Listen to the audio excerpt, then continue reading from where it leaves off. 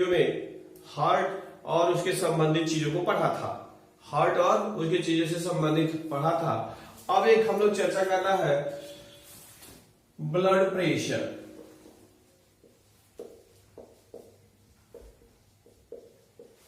Blood pressure, pressure रुधिर दाब, रक्त दाब भी कहते हैं। तो होता यह है कि पढ़े हैं कि जो हार्ट होता है वह पंपिंग आर्गन होता है। कौन आर्गन होता है? पंपिंग। पंपिंग का मतलब समझ रहे हैं, जो पंप करता है। किसको पंप करता है? ब्लड को। कौन पंप करता है? हार्ट। ठीक है, तो मेन फंक्शन, मुख्य फंक्शन अगर देखा जाए तो जो हार्ट होता है वह रक्त को पंप करने का काम करता है। बात समझ में आया? अब जब देखिए जो पंप करने का काम है तो रक्त को भेजने के लिए हृदय लगातार फैलता और सिकुड़ता है। हृदय क्या करता है? लगातार फैलता है और सिकुड़ता है। तो सिकुड़ने की वजह से एक प्रेशर से रक्त बाहर निकलता है, तो उस दाब को रक्त प्रेशर या ब्लड प्रेशर कहते हैं। बात समझ में आया? यानी कह सकते हैं, सीधा सीधा कहें कि जिस दाब से हृदय क्या करता है? खून को रुधिर वाहिनियों में भेजता है, उस दाब को क्या कहते हैं? ब्लड प्रेशर यानी रक्त दाब कहते हैं। क्लियर हो गया आपको? यानी कहेंगे रुधिर दाब वह दाब है जिस दाब से हृदय क्या करता है? रुधिर को रक्त वाहिनियों में भेजता है। क्लियर हो गया आपको? अब ये जो ब्लड प्रेशर होता है यह क्या करता है? इसको हम EHG से नापते हैं। EHG पारा से, EHG से मापते हैं। अब अगर देखा जाए तो 120/80 जो होता है mmHg हृदय का दाब होता है। क्लियर हो गया आपको? तो रक्त का दाब 120 और 80, यानी कि जो सिस्टोलिक दाब होता है वह 120 होता है और डायस्टोलिक होता है 80 होता है। क्लियर हो गया आपको? तो रक्त दाब ठीक है। अब इसके बाद से अब अगर देखा जाए तो इससे अधिक बढ़ने पर हाई ब्लड प्रेशर हो जाता है और इसे कम होने पर लो ब्लड प्रेशर हो जाता है। हाई ब्लड प्रेशर होने पे रक्त का दाब बढ़ जाता है, रुधिर वाहिनियों का मस्तिष्क में या अन्य जगहों पर रुधिर वाहिनियों का फटने का दर बढ़ जाता है। क्लियर हो गया? और लो ब्लड प्रेशर पे एनर्जी लेवल बहुत ही कम रहती है, कभी भी फालिश या मारने की संभावना बढ़ जाती है, या उस व्यक्ति की जो BMR है, बेसल मेटाबॉलिक रेट होता है, वह बिल्कुल कम हो जाती है। क्लियर हो गया आपको? तो ये तो हो गया। अब हम लोग पढ़ेंगे ब्लड वेसल्स। ब्लड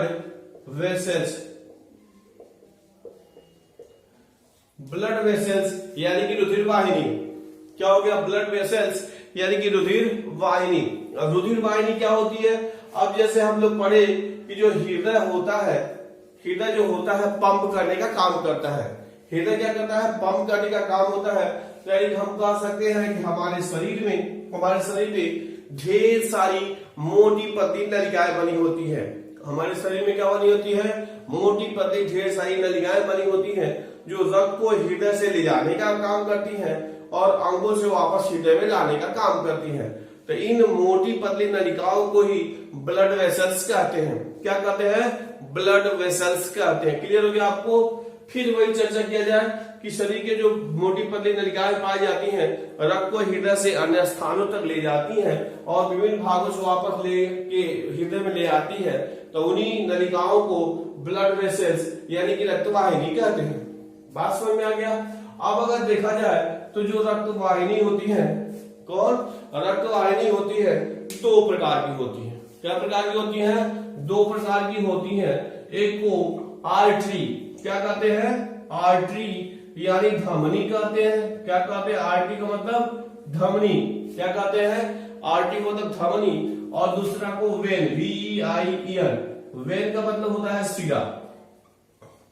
बात समझ में आया? तो हमारे शरीर में दो प्रकार की नलिकाएं हो गई, यानी रक्त वाहिनी हो गई। एक को आर्टरी यानी धमनी कहते हैं और दूसरे को वेन यानी सिरा कहते हैं। क्लियर हो गया आपको? ठीक है। अब हम वापस आते हैं आर्टरी यानी धमनी पर। किस पर? आर्टरी। इधर लिख दिया जाए ARTERY, आर्टरी यानी धमनी, और इधर लिख दिया जाए वेन, VEIN, वेन यानी सिरा। अब आपकी परीक्षा में अंतर खूब आता है, सिरा और धमनी में अंतर लिखने के लिए आता है। अधिकांश साल ये बिल्कुल इजी गोइंग क्वेश्चन होता है, हमेशा आता रहता है। क्लियर हो गया? अब देखिए, अगर हम कहें आर्टरी यानी धमनी। तो धमनी देखेंगे तो ये क्या करता है, हृदय को खून को यानी ब्लड को हृदय से अन्य की ओर ले जाता है। कहां ले जाता है, हृदय से यानी कि हार्ट से अन्य भागों की ओर ले जाता है, हृदय से अन्य भागों की ओर ले जाता है।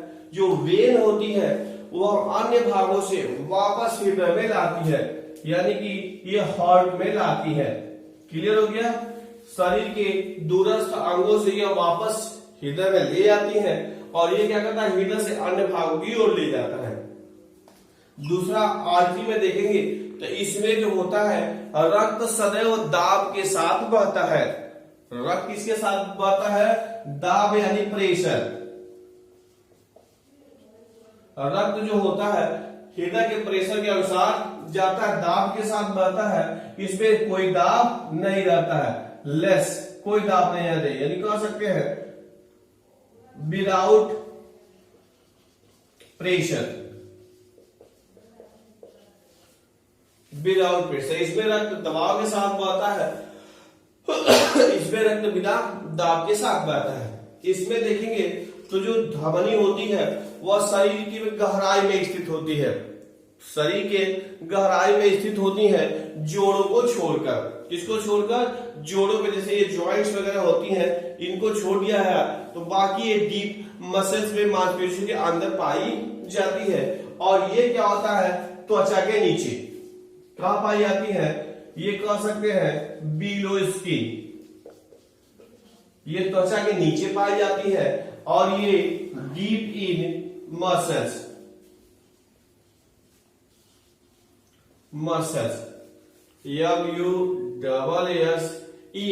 मसल्स मांसपेशियों में पाई जाती है, जोड़ों को छोड़कर। इसमें देखेंगे, इसमें जो क्या होता है, इसकी जो भित्ति होती है मोटी होती है, लचीली होती है। इसका जो वाल होता है ठीक होता है, इसका जो वाल होता है ठीक होता है और ये थीन होती है। इनका जो वाल क्या होता है, थीन होती है, पतली होती है। ये मोटी और लचीली होती है और ये पतली होती है। बात समझ में आ गया। और देखेंगे इसका जो ल्यूमेन होता है, ल्यूमेन का मतलब जैसे ये देखिए पतली नलिका है, इसको हम ऐसे काटे ऐसे गोल सा समझा दिखाई देगा तो इस वाले भाग को ल्यूमेन कर लेंगे। क्लियर हो गया। तो इसमें जो ल्यूमेन होता है वह कम होता है, क्योंकि इनका वाल मोटा होता है तो ल्यूमेन क्या हो जाएगा, कम हो जाएगा। इसमें जो ल्यूमेन है मोर अधिक हो जाएगा, किसके कंपेयर में, आर्टरी के कंपेयर में। एक और चीज देखेंगे, इनमें जो होता है कोई वाल्व नहीं पाया जाता है, नो वाल्व। इसमें रक्त आर्टरी में किसी प्रकार का कोई वाल्व नहीं पाया जाता है और इसमें वाल्व पाया जाता है। वाल्व का मतलब ऐसे रक्तवाहिनी है, ऐसे जगह जगह इधर ऐसे मेम्ब्रेन बनी रहती है ऐसे। तो ये क्या करता है, दूसरे चित्र से देखिए हम लोग, ऐसे है, ऐसे हो गया, ऐसे। ठीक करो। तो क्लियर हो गया आपको कि इधर क्या हो गया। अगर ये देखा जाए तो ल्यूमेन आप समझ गए। दूसरा चीज समझना था आप लोग कि इसमें क्या होता है, जगह जगह वाल्व पाए जाते हैं। इसमें वाल्व पाए जाते हैं वेन में। वाल्व का मतलब ऐसी संरचना, ये भित्ति है अंदर वाली, ऐसे संरचना इन फोल्ड कर जाती है ऐसे। अब ये क्या करता है, जो रक्त इधर से तो बहता है लेकिन वापस नहीं आ पाता है। ये वाल्व समझते हैं यूनिडायरेक्शनल होता है, अपने आप खून को उल्टी दिशा में रोकता है। बात समझ में आया। और अगर देखेंगे तो आर्टरी में जो होता है अधिक ऑक्सीजनेटेड ब्लड पाए जाते हैं, यानी कि इसमें ऑक्सीजन की मात्रा अधिक रहती है और इसमें जो बहने वाली रक्त होती है उसमें कार्बन डाइऑक्साइड की मात्रा अधिक रहती है और सही पदार्थ की मात्रा अधिक रहती है। लेकिन पल्मोनरी, इसमें कह सकते हैं आर्टरी में सदैव प्योर रक्त बहता है। तो इसमें हम लोग कहते हैं, इसमें क्या होता है, प्योर ब्लड बहता है, ऑक्सीजन रहता है इसमें, तो इसको कहते हैं सदैव प्योर शुद्ध रक्त बहता है। और इसमें क्या कहेंगे, इम्प्योर, अशुद्ध रक्त बहता है। जो वेन होता है उसमें अशुद्ध रक्त बहता है और उसमें प्योर रक्त बहता है। लेकिन एक अपवाद है, एक्सेप्ट पल्मोनरी। पल्मोनरी क्या है, ये आर्टरी है, तो पल्मोनरी आर्टरी में इम्प्योर बहता है। क्लियर है। हमेशा बस पूछता है कि कौन सी ऐसी ध्वनि है जिसमें अशुद्ध रक्त बहता है, तो आंसर हो जाएगा पल्मोनरी, फुफ्फुस। पल्मोनरी यानी कि फुफ्फुस। और ये प्रश्न पूछे कौन सा ऐसी शिरा होती है जिसमें इम्प्योर यानी अशुद्ध रक्त बहता है, सॉरी प्योर रक्त बहता है, तो हो जाएगा पल्मोनरी क्या वेन। क्लियर हो गया आपको? तो इस प्रकार से आप शिरा और ध्वनि में अंतर कर सकते हैं। क्लियर हो गया आपको? तो याद कर लीजिएगा। अब हम लोग चर्चा करने जा रहे हैं, जैसे सर्कुलेटरी सिस्टम हो गया, उसमें हम लोग ब्लड हृदय पढ़ लिए। अब हम लोग को एक और है, उसको जरा पढ़ लिया जाए, lymphatic system. Blood vascular system के कंपोनेंट में जैसे हम लोग को जो पढ़ रहा था कि ब्लड वेसल्स रक्त वाहिनियों को पढ़ लिया, हार्ट यानी हृदय को पढ़ लिया। अब हम लोग चर्चा करने जा रहे हैं ब्लड की। किसकी? ब्लड की। तो ब्लड की चर्चा करेंगे। एक है हीमेटोलॉजी। हीमेटोलॉजी क्लियर हो गया? हीमेटोलॉजी यह क्या हो गया? विज्ञान की वह शाखा है जिसके अंतर्गत हम क्या करते हैं? ब्लड का अध्ययन करते हैं। क्लियर हो गया आपको? अगर लिखना है तो कह देंगे हीमेटोलॉजी जीव विज्ञान की वह शाखा है जिसके अंतर्गत हम क्या करते हैं? रक्त का अध्ययन करते हैं। अब अगर ब्लड को देखा जाए तो ब्लड क्या है? एक प्रकार का वैस्कुलर टिश्यू है। क्या है? वैस्कुलर टिश्यू है। वैस्कुलर संबंध है, संवहन उत्तक है। क्या ये संबंध उत्तक है? पदार्थों को ले आने का काम करता है। क्लियर हो गया आपको? अब ये देखिए, इसको हम कह सकते हैं, यह क्या है? Soft tissue. क्या है ये? सॉफ्ट टिश्यू यानी कोमल उत्तक है। क्या ये? कोमल उत्तक है। और देखा जाए तो यह क्या करता है? प्रोवाइड्स देता है communication between various parts of body and external environment. Clear हो गया आपको? अगर हिंदी में इसको बात करें तो प्रोवाइड कम्युनिकेशन, यह बीच के माध्यम को को जोड़ने का काम करता है। कम्युनिकेशन समझते हैं, जोड़ने का काम करता है बिटवीन वेरियस पार्ट, हमारे शरीर के विभिन्न हिस्सों को और बाह्य वातावरण को आपस में जोड़ने का काम करता है। क्लियर हो गया? अब ये देखिए, ये वेहिकल्स का काम करता है। वेहिकल्स, वेहिकल्स का मतलब समझते ही है, वेहिकल्स ऑफ गैसेस। क्लियर हो गया आपको? गैसों का संवहन करने का काम करता है विभिन्न कोशिकाओं में और बाहरी वातावरण। तो गैसों में आप जानते हैं ऑक्सीजन हो जाएगा, CO2 हो जाएगा, नाइट्रोजन भी हो सकता है। इन गैसों का क्या करता है? ट्रांसपोर्टेशन करने का काम करता है। क्लियर हो गया आपको? इसके साथ साथ देखेंगे, यह जो होता है वेहिकल्स साधन है ऑफ न्यूट्रिएंट्स, जो पचित भोज्य पदार्थ होते हैं उनको ले आने का काम करता है। कहां? बाहर से जो हमारा डाइजेस्टिव सिस्टम होता है वहां से लेकर शरीर के विभिन्न कोशिकाओं तक पहुंचाने का काम करता है। साथ ही मेटाबॉलिक वेस्टेज, मेटाबॉलिक उपापचयी, वेस्टेज का मतलब अपद्रव्य, व्यर्थ पदार्थ। तो मेटाबॉलिक जो व्यर्थ पदार्थ बनते हैं उनको भी क्या करता है? उस जगह से लेकर के और क्या करता है? उत्सर्जी एक्सक्रीटरी ऑर्गन्स होते हैं वहां पहुंचाने का काम करता है, जिसके फलस्वरूप यह क्या करता है कि उत्सर्जी अंग उसको बाहर निकालने का काम करता है। इसके साथ साथ देखेंगे तो यह हार्मोन्सों को क्या करता है? एक स्थान से दूसरे स्थान में पहुंचाने का काम करता है। और यह क्या करता है? प्रोटेक्ट्स, हमारे शरीर की क्या करता है? रक्षा करता है। यानी यह हमारे शरीर की क्या करता है? रक्षा करने का काम करता है और रोगों से बचाने का काम करता है। क्लियर हो गया आपको? अब हम लोग ब्लड के कंपोनेंट को पढ़ेंगे। ये हो गया ब्लड। अगर ब्लड को हम लोग देखें तो ब्लड जो होता है दो हिस्सों से, दो चीजों से मिलकर बना होता है। एक हो गया प्लाज्मा, एक घटक है प्लाज्मा, यह रुधिर का 55% भाग बनाता है। क्या बनाता है? 55% भाग रुधिर का बनाता है, कौन? प्लाज्मा, ठीक है। और दूसरा होता है सेल्स, सेल्स ये 45% भाग बनाता है। क्लियर हो गया? यानी कि अगर हम रुधिर की बात करें तो रुधिर दो घटकों से मिलकर बना होता है, एक तो हो गया प्लाज्मा, दूसरा हो गया सेल्स। क्लियर हो गया आपको? अब हम लोग प्लाज्मा के विषय में चर्चा करेंगे। प्लाज्मा, प्लाज्मा, अब जो प्लाज्मा देखिए, प्लाज्मा में हम क्या करते हैं, जो कणिकाएं होती हैं रक्त में से, जो कणिकाएं होती है, लाल रक्त कणिकाएं, श्वेत रक्त कणिकाएं और प्लेटलेट्स, उसको जब निकाल देते हैं तो जो शेष बचा पदार्थ होता है, पानी के जैसा गाढ़ा दिखाई देता है, उसी को प्लाज्मा कहते हैं। यानी प्लाज्मा का मतलब हो गया ब्लड माइनस आरबीसी, आरबीसी, लाल रक्त कणिकाएं, प्लेटलेट्स और डब्ल्यूबीसी, इनको निकाल देते हैं रक्त में से, तो जो शेष बचता है उसको हम प्लाज्मा कहते हैं। अब अगर प्लाज्मा में देखेंगे तो प्लाज्मा में क्या होता है, ये 90 से 92%, 92% वाटर पाया जाता है।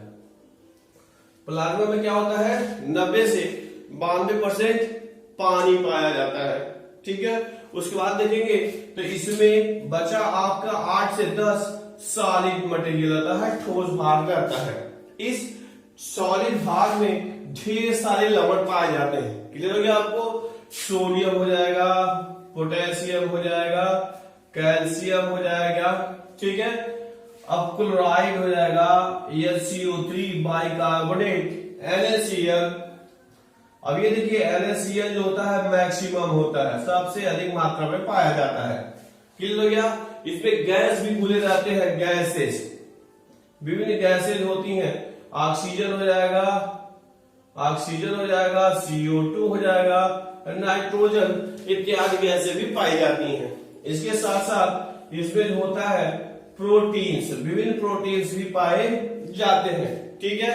इसके अलावा और भी पदार्थ पाए जाते हैं, जैसे नाम सुनोगे एंटीकोआगुलेंट, ऐसा पदार्थ जो रक्त को थक्का बनने से रोकता है। क्लियर हो गया आपको? तो इस प्रकार से ये प्लाज्मा हो जाएगा। क्लियर? पढ़िए, प्लाज्मा के विषय में पढ़े। अब पढ़ेंगे ब्लड कॉर्पसेल्स, रक्त कणिकाएं। इसकी हिंदी रक्त कणिकाएं, आप लिखना चाहते हैं तो लिख सकते हैं। ब्लड कॉर्पसेल्स यानी रक्त कणिकाएं।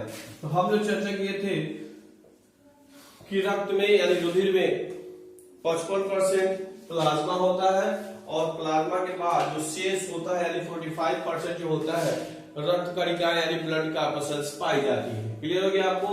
इसमें जो होता है RBC, WBC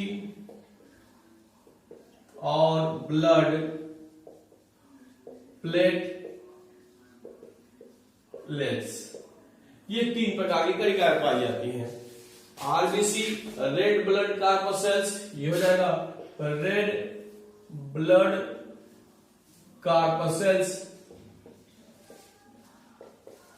red blood corpuscles, WBC white blood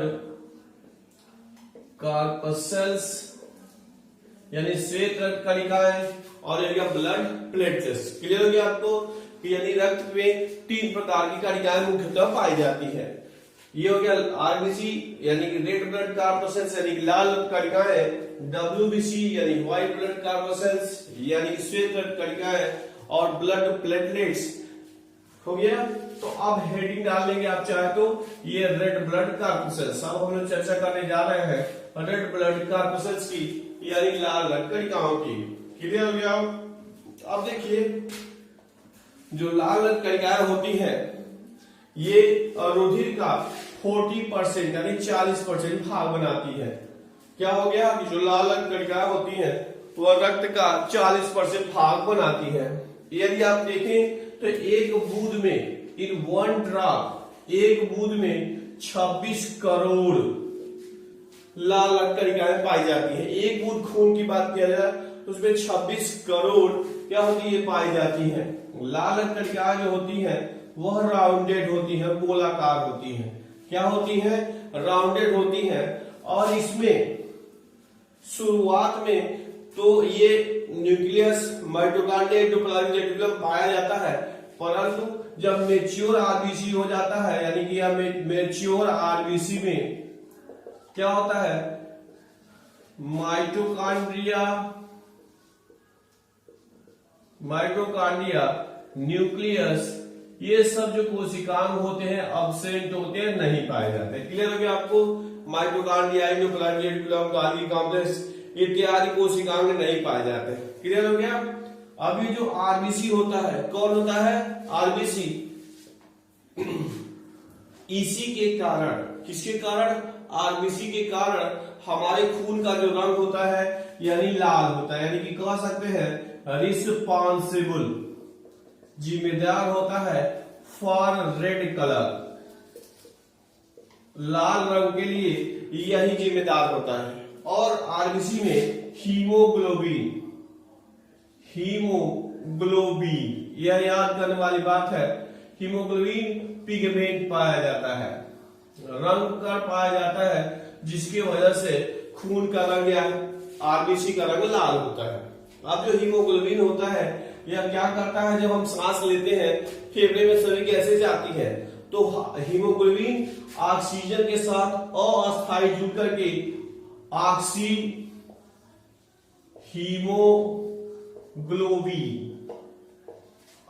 haemoglobin नामक बना लेता है, यौगिक बना लेता है और उसी रूप में कोशिकाओं तक पहुंचता है। और जैसे कोशिका तक पहुंचता है तो ऑक्सीजन टूटकर अलग हो जाता है और हीमोग्लोबिन अलग हो जाता है, ऑक्सीजन कोशिका के अंदर चला जाता है अपना काम करने के लिए। क्लियर हो गया आपको? इसका जो लाइफ स्पैन होता है, जीवन अवधि, लाइफ स्पैन होता है 120 दिन। बहुत पूछता है लाइफ स्पैन ऑफ आरबीसी कितना हो गया? 120 दिन। क्लियर हो गया आपको?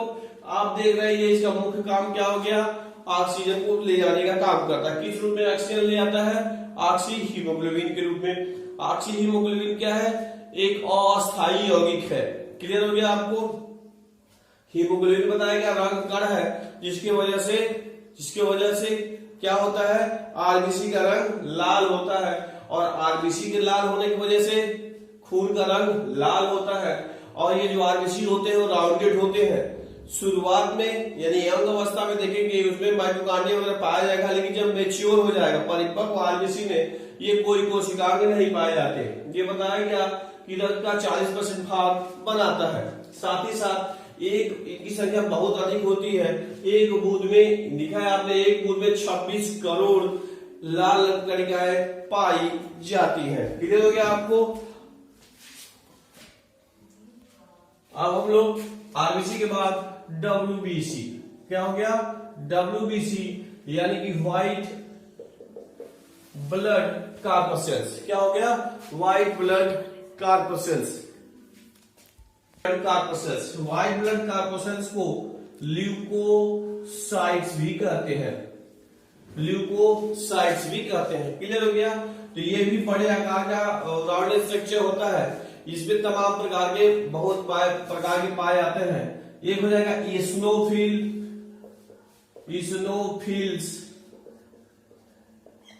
न्यूट्रोफिल्स, तमाम प्रकार के इसमें भी पाए जाते हैं। तो ये सबका अलग अलग काम होता है, लेकिन देखेंगे इसमें क्या होता है? डाइजेस्टिव एंजाइम पाया जाता है, जो क्या करता है कि शरीर के अंदर पहुंचे रोगाणुओं को नष्ट करने का काम करता है। ये क्या करता है? किल्स बैक्टीरिया को भी मारने का काम करता है। शरीर के अंदर पहुंचे जो रोगाणु होते हैं उनको मारने का काम करता है। एक क्रिया है फैगोसाइटोसिस नामक क्रिया के फलस्वरूप यह क्या करता है? शरीर में पहुंचे बैक्टीरिया वगैरह होता है, इनको नष्ट करने का काम करता है। और साथ ही साथ एंटीबॉडीज का भी निर्माण करता है। इस प्रकार ये जो डब्ल्यूबीसी होते हैं ये हमारे शरीर की सुरक्षा प्रहरी यानी रोग से लड़ने की क्षमता को बढ़ाने का काम करते हैं। बात समझ में आ गया? तो ये हो गया हम लोग का डब्ल्यूबीसी। तो पढ़ेंगे ब्लड प्लेटलेट्स हो गया। क्या करेंगे हम लोग? ब्लड प्लेटलेट्स, ब्लड प्लेटलेट्स को थ्रोम्बोसाइट्स क्या कहते हैं? थ्रोम्बोसाइट्स कहते हैं। किसे? ब्लड प्लेटलेट्स को। ये जो देखा जाए जो ब्लड प्लेटलेट्स होते हैं यह केवल और केवल स्तनधारियों के ब्लड में पाए जाते हैं। वाली क्या हो गया? यह केवल और केवल स्तनधारियों के रक्त में पाए जाते हैं। क्लियर हो गया? और देखेंगे इसमें न्यूक्लियस नहीं पाया जाता। नो न्यूक्लियस इसमें केंद्रक नहीं पाया जाता है। माइटोकॉन्ड्रिया भी नहीं पाया जाता है। क्लियर हो गया आपको? अब ये देखेंगे इसको हम कह सकते हैं स्मॉलेस्ट ब्लड सेल। रक्त में जितने भी कोशिकाएं पाई जाती हैं उसमें सबसे छोटा ये कण होता है। क्लियर हो गया? और इसका जो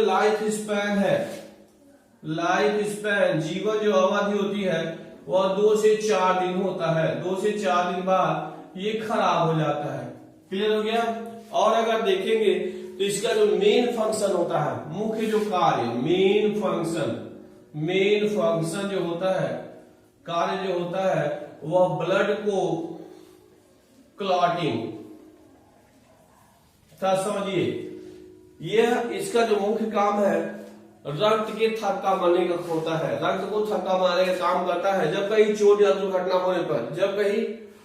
दुर्घटना होने पर जैसे खून बाहरी वातावरण के संपर्क में आता है। सपोज दैट यहाँ कटा तो खून जो गया अंदर से बाहर आया, बाहरी वातावरण के संपर्क में आया तो प्लेटलेट्स जो होता है वह टूट जाता है और टूट करके पदार्थ स्रावित करता है, जिसकी वजह से रक्त जो होता है वो 2 से 8 मिनट में जम जाता है। थ्रोम्बोप्लास्टिन होता है, पदार्थ स्रावित करता है जिसकी वजह से जो रक्त है वो थक्का बन जाता है और थक्का बन जाने के बाद रक्त का बहना बंद हो जाता है। क्लियर हो गया? तो यही मुख्य कार्य है ब्लड प्लेटलेट्स का, यानी जो रक्त कणिकाओं का प्लेटलेट्स का। क्लियर हो गया आपको?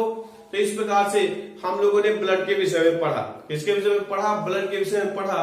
तो अगर कार्य आता है सीधे ब्लड का तो आप पढ़ेंगे कि पदार्थों का स्थानांतरण करता है, गैसों का स्थानांतरण करता है, भोज्य पदार्थों का स्थानांतरण करता है, रोगाणु को नष्ट करने का काम करता है, हमारे शरीर के आंतरिक वातावरण को एक समान बनाए रखता है, विभिन्न पदार्थों को पहुंचाने का काम करता है। ठीक है? लेकिन अगर कार्य मान लीजिए आरबीसी का है तो हम कह सकते हैं यह क्या करता है? ऑक्सीजन का परिवहन करता है, खून के रंग का लाल बनाता है। डब्ल्यूबीसी का काम करें तो डब्ल्यूबीसी क्या करता है? हमारे शरीर के अंदर जो पहुंचे रोगाणु होते हैं उनको नष्ट करने का काम करता है। फाइगोसाइटोसिस क्रिया करा है, एंटीबॉडीज का श्रावण करता है।